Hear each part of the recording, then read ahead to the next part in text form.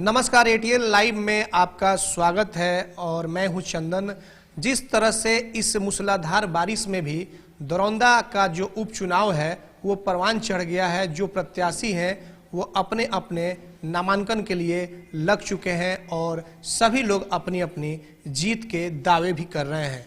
और इसी को लेकर के दरौंदा उपचुनाव के मद्देनज़र हम अभी मौजूद हैं सिवान के राजद के जो बड़े नेता हैं अवध बिहारी चौधरी और बिहार सरकार के पूर्व मंत्री, उनके पास हम मौजूद हैं। हालांकि इन्हें सिवान में राजनीति के सफर में इन्हें भीष्म पितामह के रूप में उपाधि दी गई है। तो सर, आपका एटीएन लाइव में स्वागत है। सबसे पहले सर हम आपसे बात करेंगे दरौंदा का उपचुनाव बस अब आपके नज़दीक ही है। नामांकन की प्रक्रिया वो शुरू हो गई है। आज भी कई लोगों का नामांकन होना है। इस चुनाव को आप किस नज़र से आप देखते हैं, क्योंकि आप राजनीति में एक लंबी सफर आपने तय किया है? आपको बहुत बहुत धन्यवाद। उपचुनाव हो रहा है और आज उपचुनाव के दरौंदा विधानसभा के नामांकन के अंतिम तिथि है। और आज मैं समझता हूं कि चाहे रिकॉग्नाइज्ड पार्टी हो या चाहे इंडिपेंडेंट हो, उन लोगों का नॉमिनेशन आज होगा। और यह चुनाव जो है जिस स्थिति में, तो इसको देखते हुए हमें ऐसा लगता है कि जब मतलब एक फैमिली के जो वहाँ के विधायक थी उनको जब लोकसभा में दे दिया गया, तो फिर जो है असेंबली में भी उसी परिवार के अजय सिंह को दिया गया है टिकट। ये जनता के गाढ़ी कमाई की बर्बादी है और यह चुनाव जानबूझ करके सत्ता के द्वारा थोपा गया है। पर भी चुनाव है।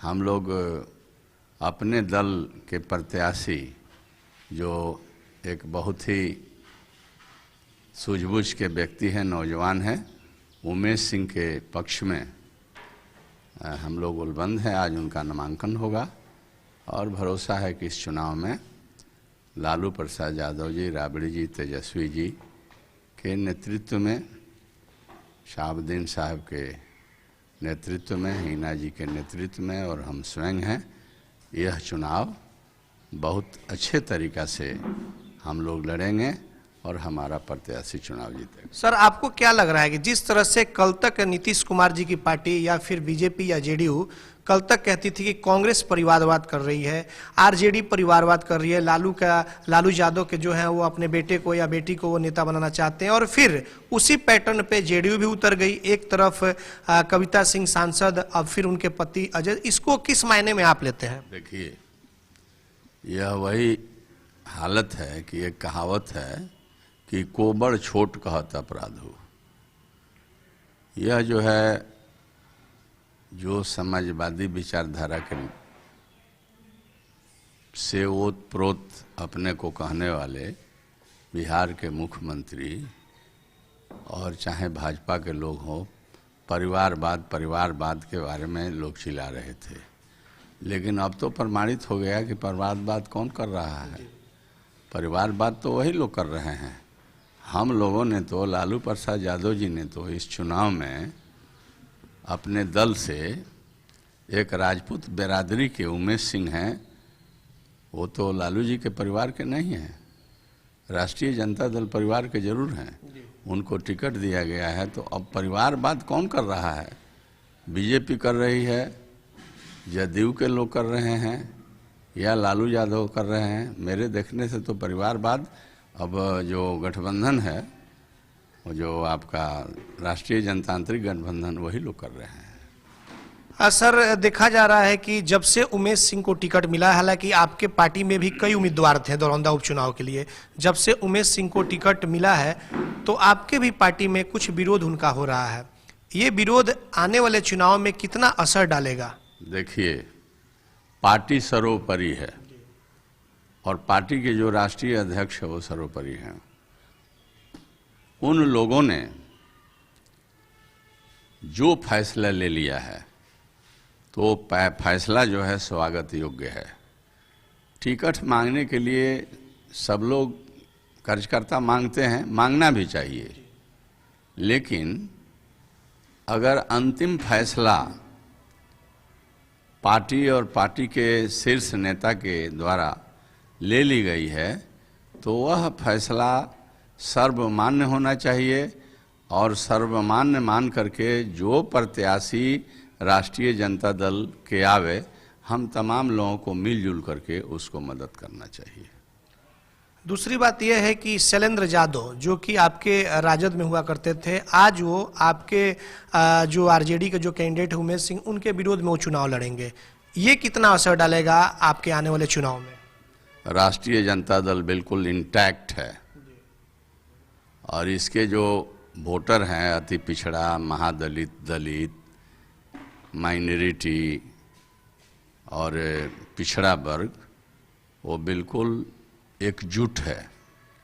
और पार्टी के सिंबल पर जो आए हैं, राष्ट्रीय जनता दल इस चुनाव को चुनौती के रूप में लेकर के जनतांत्रिक गठबंधन के प्रत्याशी को हराने के लिए एकजुट है, और कोई निर्दलीय लड़ेगा इस राष्ट्रीय जनता दल के अभियान को और इसके प्रत्याशी को मतलब फेल करने की साजिश उनकी नाकामयाब होगी, और कहीं से कोई उनके पक्ष में लोग नहीं जाएंगे और बिल्कुल राष्ट्रीय जनता दल को वोट करेंगे।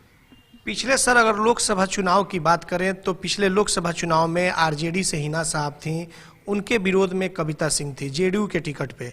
लेकिन जो सिवान में जो कार्ड खेला गया, हिंदुस्तान पाकिस्तान की बात कही गई, जय श्री राम के नारे लगाए गए, कई तरह की बातें, तो क्या दरौंदा उपचुनाव में भी इस तरह के कार्ड खेले जाएंगे और इसका किसको बेनिफिट मिलेगा? क्या अजय सिंह फिर से एक बार इसका बेनिफिट उठाएंगे मोदी लहर की बात करते हुए? साजिश के तहत और कम्युनल बातें फैला करके जो राष्ट्रीय जनता दल के लोकप्रिय प्रत्याशी, महिला प्रत्याशी हिना साहब थी, उनको एक दिन में लोगों के दिमाग को बहका करके चुनाव हराने का काम किया गया है। और हिना साहब से अच्छा प्रत्याशी मेरे समझ से लोकसभा में अन्य कोई नहीं था। एक सभ्य महिला है, पढ़ी लिखी महिला है, और उन्होंने जनता के बीच जाने में कोई कोर कसर नहीं छोड़ा। दुख हो, सुख हो, चाहे किसी तरह के आपदा हो, वो बराबर वैसे स्थानों पर जहाँ घटनाएं घटती थी वो जाती थी। लेकिन साजिश के तहत नरेंद्र मोदी के मतलब जो झूठा जो प्रचार प्रसार है, उसमें आकर लोगों ने बदल करके हम राष्ट्रीय जनता दल हमारे प्रत्याशी को हराने का काम किया।